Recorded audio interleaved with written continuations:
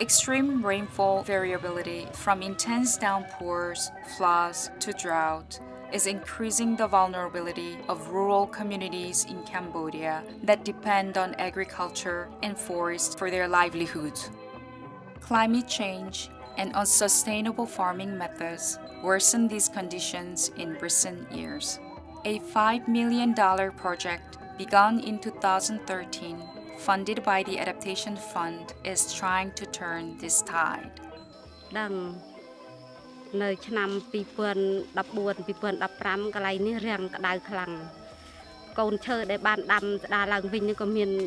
ឡាប់មានអីមួយចំនួនធំដែរខុសពីដើមកញ្ញុកនេះទៅក៏មានឈើឡាប់ជាច្រើននៅក្នុងព្រៃដែលដាំអត់ទេលោកគ្រូឥឡូវអាក់ល្អួលដែរអត់ចង់ភ្លៀងចង់រាំងជួនកាលមានស្កកដែរស្រូវមិនសូវល្អទេបើសិនបើបាត់ព្រៃនេះគាត់អត់មាននៃការងារអីនិយាយទៅផលអនុផលព្រៃឈើតាំងពីផ្សិតតាំងពីវល្លិតាំងពីជ័រតាំងពីផ្ដៅអីគាត់ទទួលនៅក្នុងតំបន់សហគមន៍នេះសំខាន់ដាំបន្លែផ្ទះមានពួកគម្រោងគេបើកឲ្យស្ដាយឲ្យធុងទឹកឲ្យគ្រប់ពូជឲ្យទាំងអស់គ្រប់ពូជទិញធុងបាញ់ដល់ថ្ងៃមានជាទូទៅផលប្រយោជន៍របស់ឯងប្រជាជនគឺគិតចង់ឃើញព្រៃឈើនៅសល់សម្រាប់ទុកជាគេកូនចៅចំនួនក្រោយខ្លះរាល់ថ្ងៃខ្ញុំចំណាយ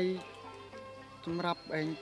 ការចិញ្ចឹមជីវិតថែរក្សាសុខភាពនិងឯងយើងប្រើប្រាស់ដូចជាគ្រឿងផ្សេងសម្រាប់ជំនួយដល់ឯងក្រុមគ្រួសារបើដាំសណ្តែកនេះវាបានទៅដល់1លានជាងអីទៅវាបាន3 4ខែដែរ4ខែហ្នឹងវាបានមានតែ500គីឡូអីដែរប៉ុណ្ណឹងណាគ្រូ Implemented by the United Nations Environment Program and Cambodian government, the project is restoring degraded forests, planting multi-use species and drought-tolerant rice, while creating vegetable gardens, resource centers, and tube wells. It is community-driven. It builds climate resilience, stabilizes soils, and food and water supplies while planting trees across nurseries in many sites. Here in Cambodia, we've had great success in working with building capacity of the communities to better manage their natural resources, their forests, and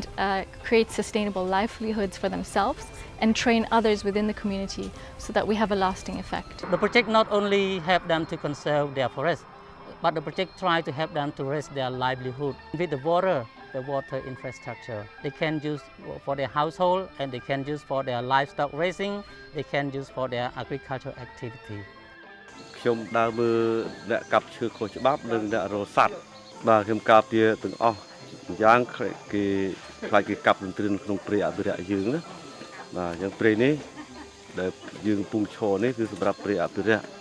យើងរក្សាសត្វទុកឲ្យវារស់នៅក្នុងនេះឯងព្រោះសត្វយើងជិតផុតពូជអញ្ចឹងយើងមានតែព្រៃនេះដែលគ្រាន់ធំយើងទុកឲ្យវារស់នៅយើងហាមមិនឲ្យគេចូលចាប់សូម្បីតែអន្ទាក់ក៏ដើរមើលដែរបើឃើញគេដាក់អន្ទាក់យើងដោះអន្ទាក់គេចេញហើយស្រាវជ្រាវរកម្ចាស់នេះគឺរួមចំណែកគ្នាជាមួយគម្រោងឧបត្ថម្ភលុយខ្លះមកហើយយើងនឹងកម្លាំងសហគមន៍យើងខ្ញុំចាប់អារម្មណ៍នឹងឲ្យខាងចិញ្ចឹមមកខាងសំប្រាក់ពេលដែលខ្ញុំចំណេះចេះដឹងទាំងអស់សំប្រាក់នឹងអាចបន្តទៅទៀតហើយនឹងបណ្ដុះកូនឈើអាចបន្តទៅទៀតហើយនឹងបើដំណើរអេកូដើរអាចមានប្រាក់ចំណូលនឹងសម្រាប់ការពារព្រៃឈើ Chickens, raising crickets, establishing vegetable gardens, a variety of fruit trees. These practices in of themselves are very innovative for these communities, but the mixture of these that allows these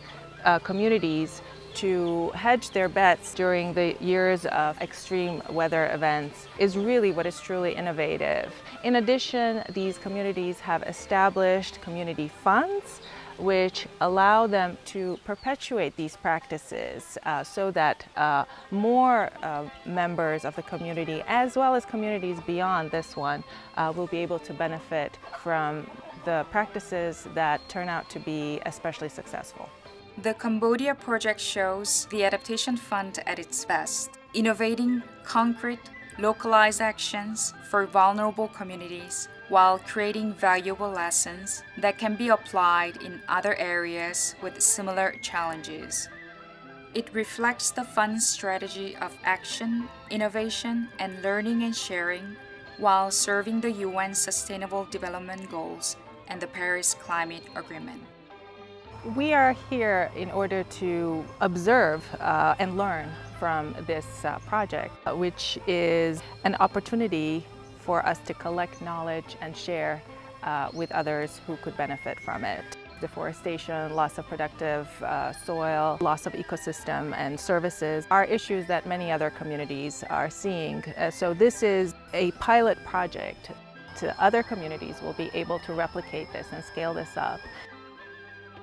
I think what the Adaptation Fund provides to countries is an alternative. The project that we're looking at here in Cambodia is a good example of sort of a small to medium-sized project that may not be funded by one of the bigger multilateral development banks. A small fund like the Adaptation Fund can come in and work closely with the executing entity along with the implementing entity and work directly with the folks in the ministry to do adaptation projects. The project here in Cambodia has created the foundation for effective replication and scalability to other parts of the country. On a practical level, the communities have road rest stop areas that serve as learning centers and resource centers for best practice. Then at the national level, the ministry keeps a careful record of the data that's collected by this project. It gives it an extremely high profile with the Ministry of Environment and therefore nationally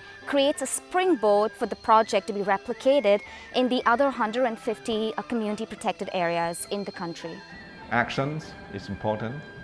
on the ground especially at the community level. Innovation is important because we believe that business as usual will not work. Knowledge is important as well. We are quite interested in regional cooperation because climate change impact doesn't recognize administrative boundary, So it's really important to work to neighboring countries to address common issues. Within global climate finance, the Adaptation Fund has established a critical niche, funding often groundbreaking, concrete, scalable adaptation projects that serve the most vulnerable. Country-led, inclusive, and tailored to local needs, projects apply sustainable measures to manage sea level rise, extreme weather, floods, droughts, and food security. The Cambodia project is a great example. It established hundreds of home gardens while empowering women with climate resilience training and creating scalable models. This project in Cambodia set a great example that we can see across all the Adaptation Fund portfolio, which aims to reduce the gender gap in nature resources management. By focusing on the most vulnerable, such as women and girls, we can also ensure that the project will be sustainable in the long term. បើដាំសណ្តែកនេះវាបានទៅដល់1លានជាងអីមួយរដូវវាបានដេក4ខែដែរវាបានមានទៅ500គីឡូអីដែរប៉ុណ្ណឹងណាដូចថាដឹងឮ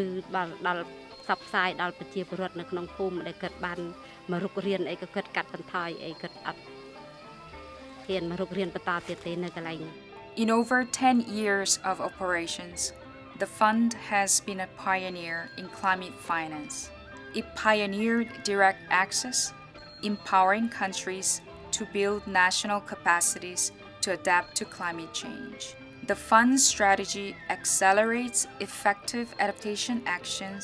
across the globe, scales up proven innovations, and widely shares knowledge. It empowers the vulnerable, advances gender equality, and fosters collaboration. The projects that the Adaptation Fund is supporting have concrete impact to the communities that they support. Often the projects supported by the Adaptation Fund are the first ones that take place in their respective countries. These projects that the Adaptation Fund supports offer really important lessons for future projects in those countries and beyond. ព្រោះអីវាកាលណាទៅនៅដាំទៅវាខ្វះថវិកាផងហើយម្យ៉ាងទៀតធ្វើចង្ការផងឲ្យផងទៅវាមិនអាចនឹងដាំនេះដល់ពេលឥឡូវនេះចំការហ្នឹងវាមានត្រាក់ប៊ីភួរទៅវារំលែកមកដាំមកធ្វើអានេះទៅអាចជាប់បានដាំបានច្រើនជាងមុន ខ្ញុំសូមជម្រាបជូនថាពីមុនណាមុនគម្រោងហើយចុះមកហ្នឹងគឺខ្ញុំជាកសិករក្រីក្រណាគឺថាមានអារម្មណ៍វាអត់រំនឹងទេថាខ្ញុំក៏វ័យចំណាស់ផងអញ្ចឹងក្រោយពីនោះគម្រោងបានផ្សព្វផ្សាយក្នុងនាមខ្ញុំជាសហគមន៍ផងហ្នឹងគឺគម្រោងបានចាប់យកពីឆ្នាំ 2014 As a nimble and innovative fund, the Adaptation Fund will continue to be effective, efficient, and relevant in responding to countries' growing adaptation needs for years to come. The urgency of climate action continues and becomes even more pressing. In the future, we need to find new ways of becoming ever more effective in the support that we provide to developing countries vulnerable to climate change.